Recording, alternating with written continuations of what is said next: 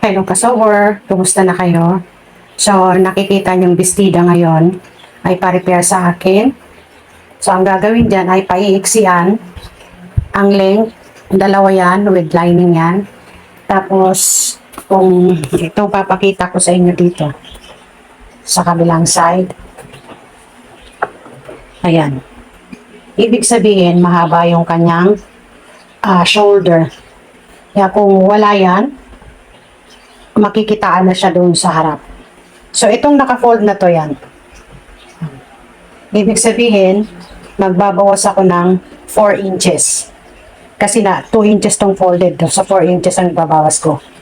Hindi ko lang siya dyan ibabawas, kundi sa magkabilang side. Magbabawas ako dito ng 2 inches.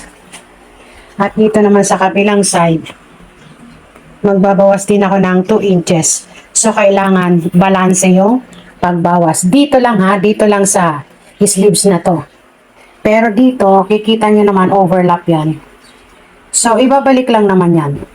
Overlapping din lang. Okay? So, yun ang gagawin ko.